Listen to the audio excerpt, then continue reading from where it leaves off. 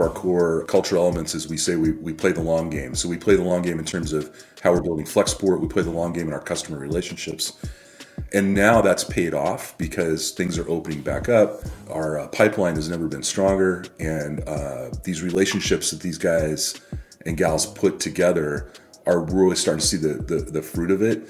So I think the really cool thing about this kind of starting to come out the backside is they're like, hey, we weathered one of the toughest things ever as a sales organization. And that perseverance and being resolute on our plan really paid off. And it was a really great lesson for some of our younger salespeople as well. I'm Devin Reed. And I'm Sheena Badani. And you're watching Reveal, the Revenue Intelligence podcast powered by Gong. Keep watching here to see the full interview. Or if you like to listen to podcasts on the go, check out the links in the description below. And if you like what you hear, subscribe on YouTube, Apple Podcasts, or Spotify, or all of them. Why not? And while you're there, make sure to leave us a 5-star review. We personally read every single one, and I think I speak for both of us when I say they mean the world to us. Could not agree more, Devin. Now, without further ado, here's the episode you've been waiting for. All right, Will, thanks for hanging out with me today. It's Friday morning. There's literally no other way I'd rather spend my time than hanging out with you and learning from you. And so I just want to say thanks for hanging out.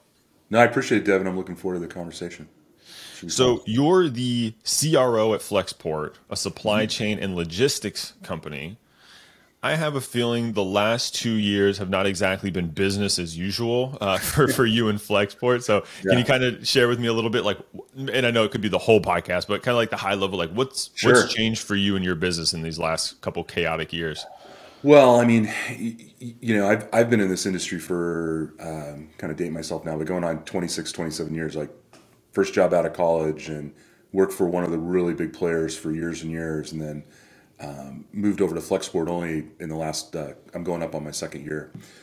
And I've never seen the marketplace like this. And a lot of it started with the pandemic and the factories shut down in China and the whole bullwhip effect of all that going around the world. So you had everything stop in China from a production standpoint and then restart. And when that restarted months later, there was two things that happened. Things work on a schedule with shipping, so capacity and liners and things like that. When those things get out of sync in a massive way, it disrupts the whole global supply chain. Mm-hmm. And then certain places around the world became corked, essentially because there wasn't room for new containers or freight to come in and empty containers to go back to origin to be reloaded again. On top of which, consumer spending and habits became very different, meaning where people had that money and they were going out and going on vacations and restaurants and things like that, everybody was stuck at home. So they actually started turning that discretionary spending on, hey, we'll paint the house, or we will buy new furniture, or we'll put a home theater in our house, right? And those commodities became incredibly not only scarce, but just corking the whole supply chain. And they're big physical items, which actually took up more space and more containers, and all those things kind of combined have led to where supply chain now is sort of on the daily American's vernacular, right? You go to the store, maybe there's some things there that you used to be able to get right away. Maybe you ordered something that would have taken a month, and now the company you order from is telling you it's going to take 6 months. So we've never kind of seen it so deep in American lives. I think everybody just kind of feels like the clothes they're wearing or the stuff they buy every day just magically shows up on a shelf. And it kind of does, but now it's all delayed because of all these things that happened with the pandemic. So dealing with that in the last couple of years has been challenging. Yeah, I can imagine. And it's true because as someone who has ordered one of said couches, and it did take a lot longer. Yeah, the supply chain was never in my vocabulary. Maybe back ordered was this kind of right. But it's interesting because logistics did become a bit of a forefront topic for people, even if they don't quite understand the depth of what it is y'all do and to get things from point A to point B. It has been interesting to experience that. I imagine it's had a pretty big impact on your sales team, right? So how did you enable your teams to thrive through this chaos? Yeah, it's really been tough on our sales team, and they've done an absolutely excellent job navigating this. But what was interesting is when we were just kind of leading up to the pandemic before all this happened, we were closing all this business and making commitments to customers, and then essentially we had to say, well, we've only got so much capacity we can offer you. And so having to backtrack our ability to service our customers and then making tough decisions on how do we allocate. When I say capacity, I mean literally the space that we have as Flexport on a steamship, one of the ocean liners, or air freight capacity on a plane, because that all became so constrained. Those carriers could only offer us so much space, and thus we could only offer so much space to our customers. Really tough position for a salesperson to be on, and in some points we had to slow down sales cycles, meaning, hey, we can't. You close the deal, but we got to try to put it off to the next quarter because we simply can't service it. So then you've got all these issues of keeping the relationship warm and alive, right? Right. All that work, just from a Tomo perspective, of if you're a sales rep, and we're definitely a deeper sell and a longer sell kind of process than a lot of companies. It takes us longer through those sales cycles to get companies on board, because it's a very deep domain expertise kind of sell. And a lot of our clients, it could take 2 to 3 years to get their business. Sometimes because it's a building trust thing, because we're moving literally their assets around the world, or they have a bid cycle that they go through, right? And sometimes, you get on the bid the first time around and they don't know you that well, and that's how they get to learn who you are. They might give you a little bit of business or no business, and then the next cycle, maybe you're more successful. So the time that these reps put into this, and then we had to turn the faucet off at different times, so we could operationally choke it down. Really tough for a salesperson, right? And then you have issues with their comp and commission and all those things. And so, and I think we did a good job of making everybody whole and kind of weathering the storm there. But, really tough for a person that's out hunting all the time to be stop, start, and then keep that relationship hot with the customer. Because every salesperson, that's the dreaded thing, right? They get up to the finish line and there's some outside thing they don't control that keeps them from closing it. It's really hard to stay motivated, So I think what we did we talked a lot about it. We talked a lot about one of our core cultural elements is we play the long game. So we play the long game in terms of how we're building Flexport. We play the long game in our customer relationships. Our team buys into that. And so they weathered it really well with a lot of maturity, which I was super proud of them. And now that's paid off because things are opening back up. Our pipeline has never been stronger, and these relationships that these guys and gals put together are really starting to see the fruit of it. So I think the really cool thing about this kind of starting to come out the backside is they're like, hey, we weathered one of the toughest things ever as a sales organization, and that perseverance and being resolute on our plan really paid off. And it was a really great lesson for some of our younger salespeople as well. Because there's always going to be blips in the business, right? There's always going to be things that come up in adversity and things that you have to get through. So that's pretty much how I'm not saying we did it perfectly, but we pushed our way through it. Well, you're still here. You did something right. Yeah, we're still here. We're still rolling. Yeah. But no, that's interesting because it gets kind of to the crux of our conversation focus, which is like how relationships fuel predictability, right? Which is things that probably people view as kind of different, right? Relationships are not very predictable. They're usually, like you said, the long game, right? It's not transactional, but predictability kind of becomes more of a transactional concept, right? And, X input, Y output, continue, repeat, optimize. So I think it's interesting the way that you're viewing both these. I don't know if you have an example. I'd love to get kind of zoom in a little bit more to what it was like during that time of, hey, got a client that wants to buy. I'm at the finish line. I need to hit quota, or maybe the team goal. What were some of the kind of the hows of how do you balance that, or maybe what was some of those relationships like to be able to smooth this out and kind of do right by the customer and fuel your business? Yeah, it's what we realized right away is we had to kind of keep both relationships cooking from a management team, meaning the relationship with our AEs to make sure that we understood how frustrating this was and be empathetic to the situation. Because sometimes that gets lost, right? Because everybody's so focused on closing the business. It's like, hey, this is a person trying to pay their bills, trying to move forward in their career. And we're saying, hey, Devin, you're doing all the right things, but we still can't close this business. Nothing that you did just the whole outside world kind of converging on you. So it was a lot of talking one-on-one with a lot of salespeople just to make sure that they've one, that they knew we appreciated what they were doing, and then two, really trying to help strategize with them how we could keep these relationships alive. But I can give great examples of the flip side was when during that period of time, it wasn't just about, okay, could we get space or capacity? It was, how could we execute through that, right?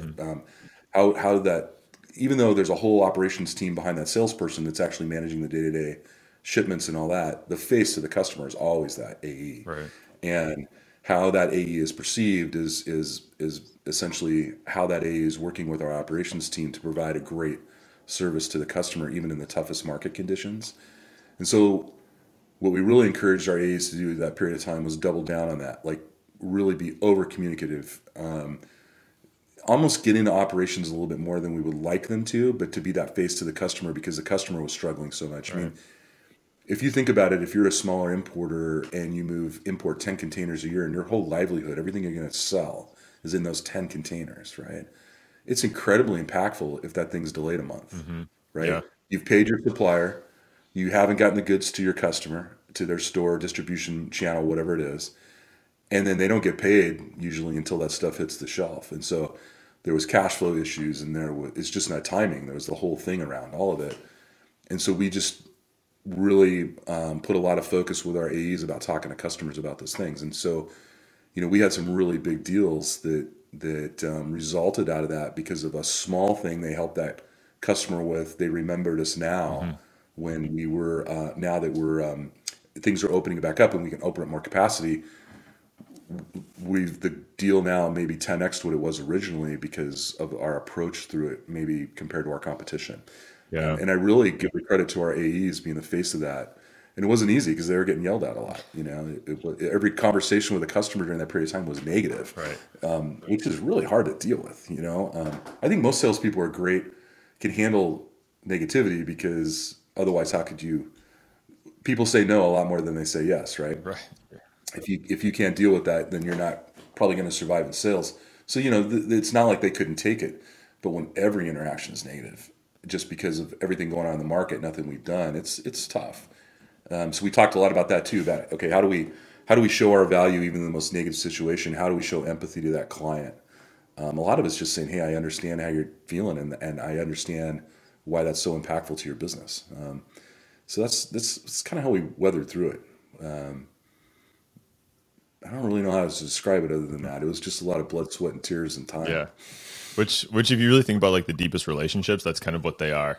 You know what I mean? They're not, they do get rocky sometimes, and you do have to kind of just, continue to deposit, right? I wrote two things down as you're talking through that. One was empathy. That's definitely something that, surfaced as you were mentioning this, but the other is kind of reciprocity. You said, hey, other people weren't doing this, and now our deal sizes are larger. Other people being your competitors, right? And so it's like doing the right thing for your customer right now, even though it was not easy, and even though you might not have had much to show for it, at the time, definitely paid off later. Yeah. Or even, our AEs coming to us and say, hey, listen, I think if we, because also during this time, it's important to understand that prices are skyrocketing, right? I mean, just that container was costing literally sometimes 10x what it cost a year ago just because of all this, because the market was driving the pricing up because of scarcity of capacity. And our AEs being very strategic and coming to us and saying, hey, well, if we can cut our profit here by like 15-20%, really play the long game with this customer, being empathetic to their financial situation. Because none of our customers, none of them expected us to take losses or not make money.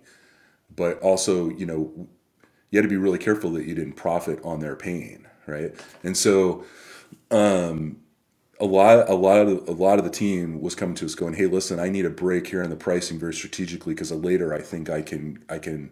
This will really show a lot of goodwill later, and they know that we're in it with the long haul, playing the long game with the client. The reciprocity thing kind of led to a lot of great business now and trust, and so I really credit our team again about being very strategic of how they approach these relationships. Because at the end of the day, that's really what counts. It's how much do they trust you? Absolutely. So I understand everything you're saying. Well, this makes complete sense. I think then it kind of goes to, well, how do you track that? Right? Like how do you can't track empathy, right? Right. It's not going to show up in a dashboard anywhere. Yeah. So I'm curious, like, 3 to 5 year sales cycle, Hmm. extremely complex, relationship focused. What buying signals are you looking for Hmm. to know that a deal is on track? Yeah, that's a great question. I mean, the buying signals for us are essentially, we kind of look at this like 60-70% range. We feel like when we get, we have kind of a defined sales cycle. When we get to the 60-70% range, we're getting all these buying signals. Those signals are really more about, have we gotten by price? I mean, no matter how good your tech is and your process is, you've got to be competitive in the marketplace. No one's going to talk to you, right? But we're never usually the lowest cost provider from a transactional price standpoint. And so the buying signals for us are when we really start realizing the customer's buying in on our value prop, which is two things. We as Flexport, compared to our competition, are super focused on being the most tech-enabled freight forwarding company in the world.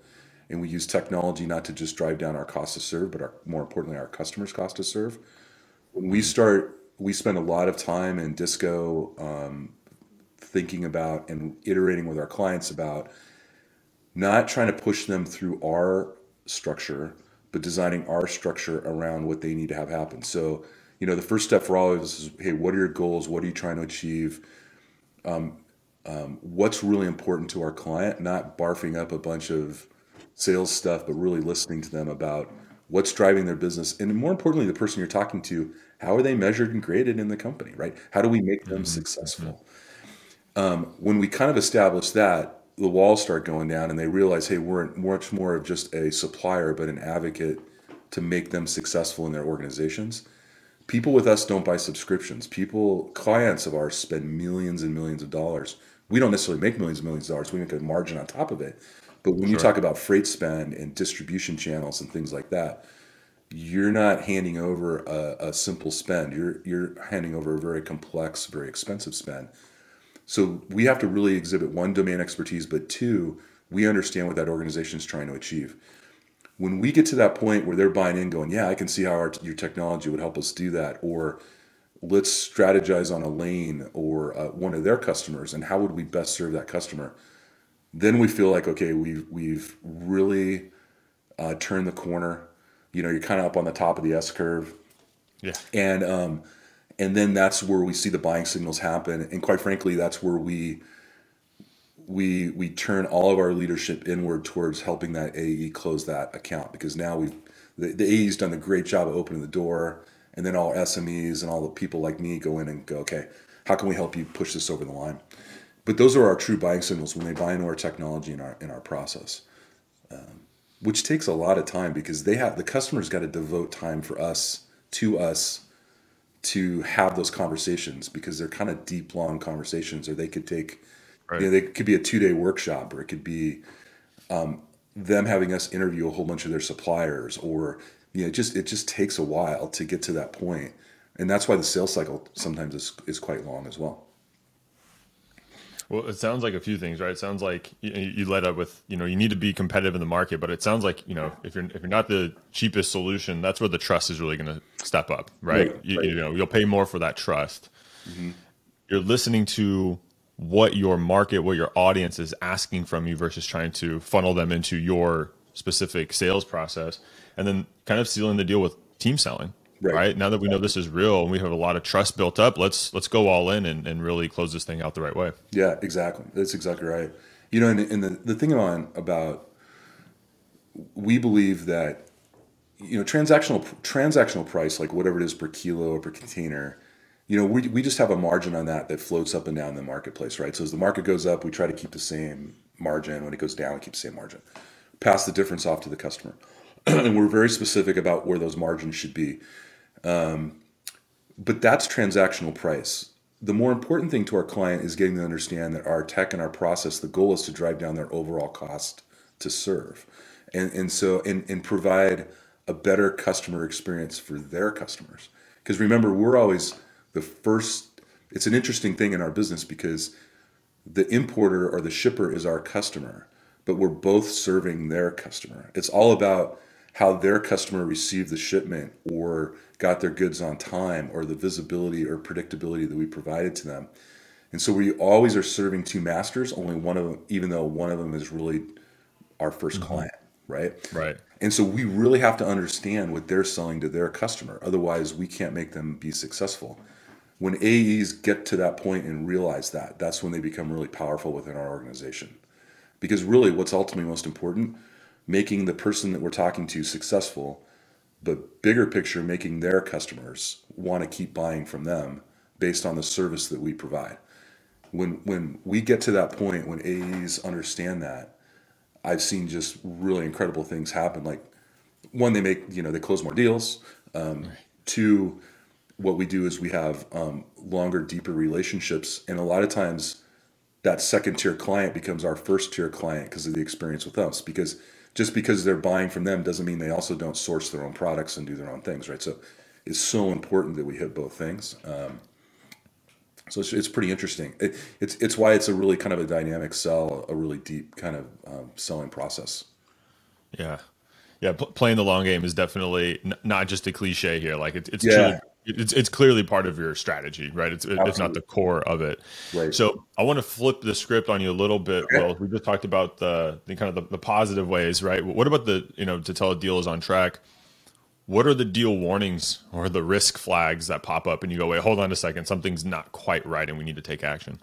Yeah, when it gets really transactional, when it's all about yeah, great on your value add, but what's the price per kilo? What's it? And that, there's definitely just price buyers in the industry for sure, and some of it is because it's based on a lot of it's based on their commodities, right? So some commodities, if you're importing a full router, there's a lot more margin in that. If you're importing peas or vegetables or something, there's very little margin on it.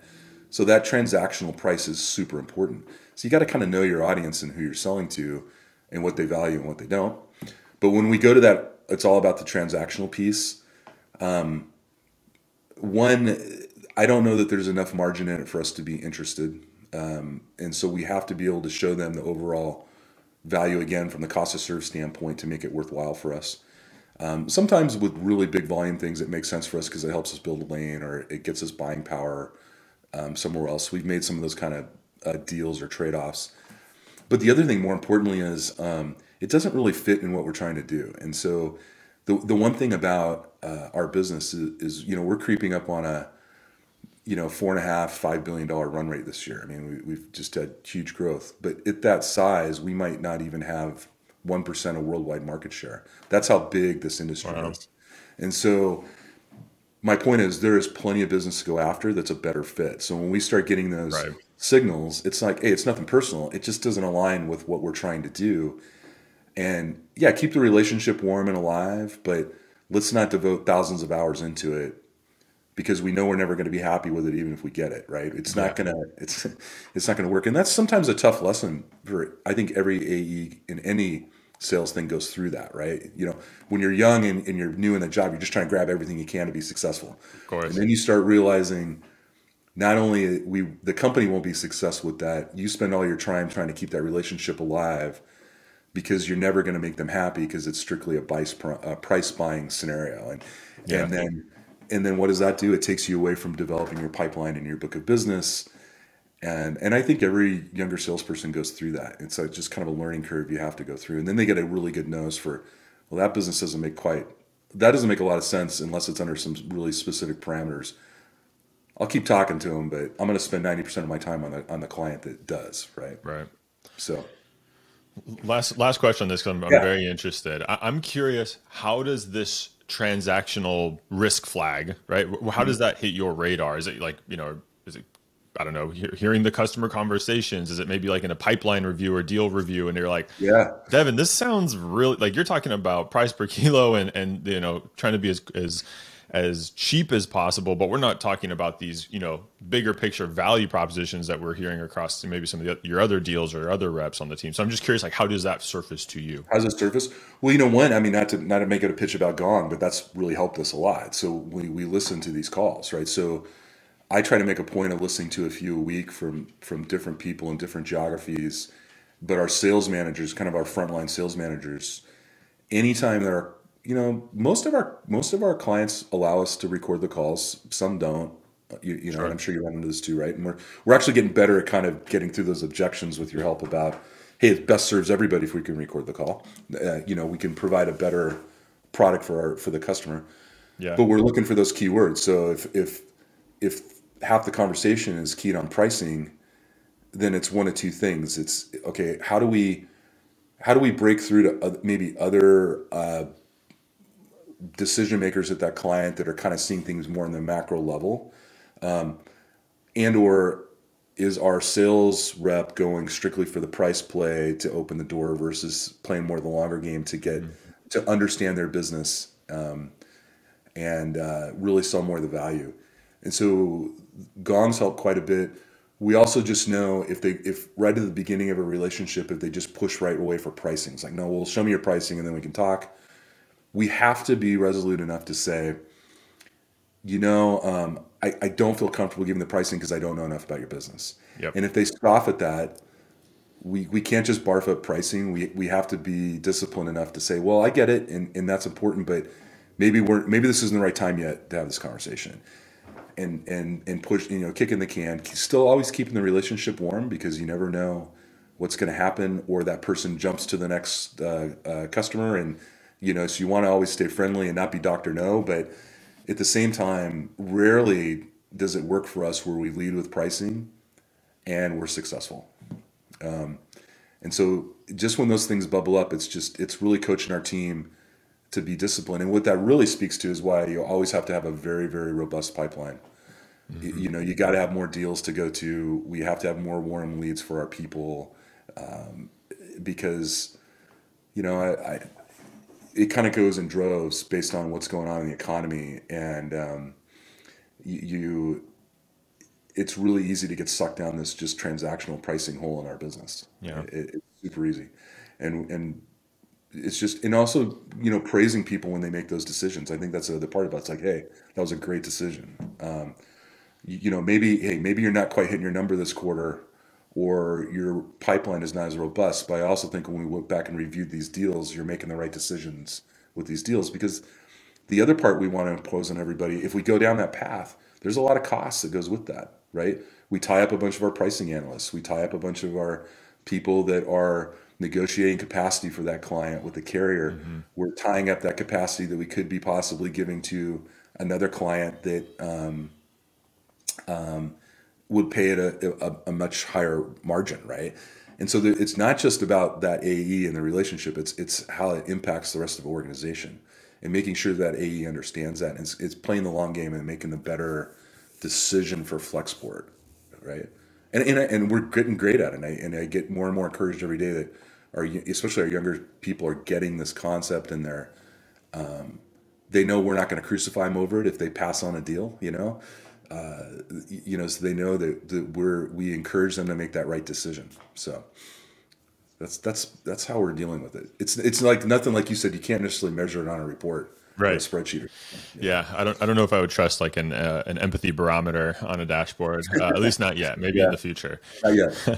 Maybe once we all have the AI chip in our head, Yeah. and your synopsis signal an empathetic response, and you can measure it. Oh Yeah. man. Well, I like a lot. I've got one last question, and then one more Sure. last question for you. Okay. I kept one off the docket to surprise you, but I imagine like you said, you kind of joined Flexport, right? Sounds like right before the pandemic, right? Then you went into this Yep. period of unprecedented change. How has what you've learned in the last year and a half, 2 years during that period shaped how you'll continue to lead into the future? Yeah, that's a great question.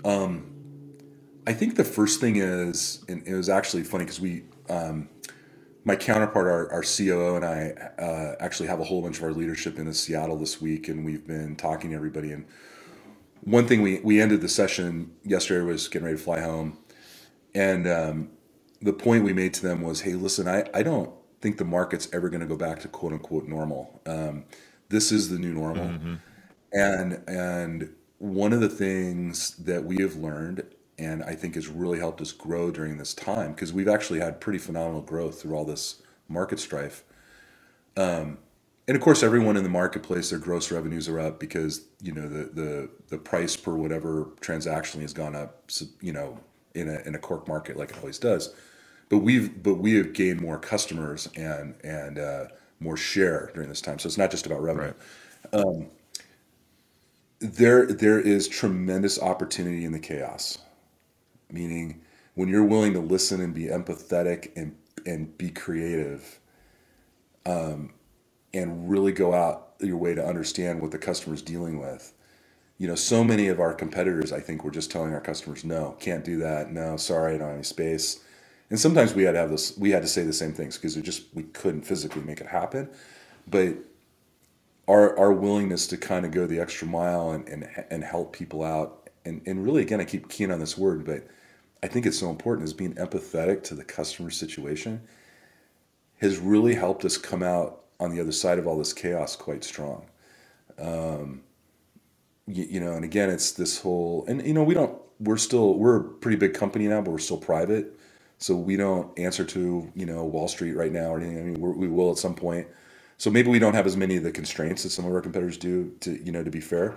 But so we've been able to invest and do things that we don't have to answer to a whole bunch of stockholders, just a few investors who've been very much on board with Ryan and his strategy through this whole thing. They're great partners to us, not just investors, but they really do partner with growing Flexport. That's the thing I've learned. It's like the chaos piece is just a tremendous opportunity, Right. because people remember. They remember how we treated them. They remember how we listened to them, and even if we weren't successful, we gave our best efforts to make them successful. Because there are some things that just like no one could possibly change in the marketplace right now. If there's a ship that's can't get into berth sitting off the port of Long Beach, and your container's stuck on it, I can't physically make anything happen any faster than it is.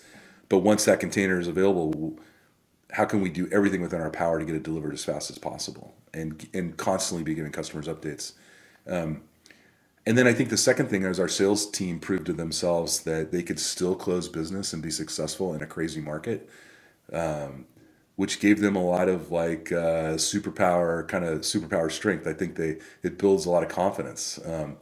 Now they're like, I'll give you a kind of an anecdote. I ran into one of our younger salespeople a couple days ago, and he says to me, "Hey, the deals are just now closing," and he goes, I learned so much of getting the crap beat out of me the last 6 months that now nothing kind of like phases me. I go into everything really even more prepared. I go into everything kind of understanding every objection I could possibly get. And now I'm not getting all those objections, and I feel so confident closing business. It's like, that's pretty cool. Yeah. What a great outcome and a great attitude by this young gal that is going, hey, I learned so much from this. It just made me tougher, essentially. Yeah. Right? So. There's no shortcut for resilience in sales No, except for getting your teeth kicked in a few times. Totally. It's all about going grit. through the fire. It's all about grit. That's why I love. We were talking about one of the podcasts you and I like, which is the Jubin from Kleiner Perkins, right? And he's always asking people about grit, and because his whole belief is it doesn't matter how many tools you have, if you don't have if you're just not thick skinned, have a lot of grit, you're not going to get through sales. I mean, it's just. You're just not, it's just not for you. You should be doing something else. Absolutely. I like it. Well, all right. I'm going to ask the final question that we ask all of our guests, but it's an easy one. At least I think it is. Will, how would you describe sales in one word? Fun. Yeah. There you go. To me, it's the best part of my job. I still. I've got a really big part of the org is almost 1,300 employees. The most fun I have is sitting down with customers and just talking to them about our business and their business and the relationships with that. It's just to me the funnest part of the business, and that's actually what I really look for. I think that people that really find it fun and fulfilling are the very best salespeople. But I find it just fun. Sales is fun to me. Always has been. I agree. I agree. And it kind of goes back to, playing the long game. When you play the long game and you let yourself have fun and really enjoy the process, good things happen, right? When you Totally. try to, when you cut the fun, try to be too transactional, Hmm. fixated on goals, not only is it, burn you out faster, but the results don't follow. Yeah. Well, and we as sales leaders have to make it fun, right? People, hey, there's pressure and numbers, and you got to perform. There's no question, but we can also do it in a way that encourages people to have a good time with it. And I think when you get everybody kind of working with it, it gets to be magical. When people are really having fun, they're really successful generally, and everybody wins. So Absolutely. Well, Will, thanks for hanging out with me today. I know our listeners got a lot out of it. So I just want to say thanks and hope you have a good rest of your day. yeah, thanks, Devin. I enjoyed it.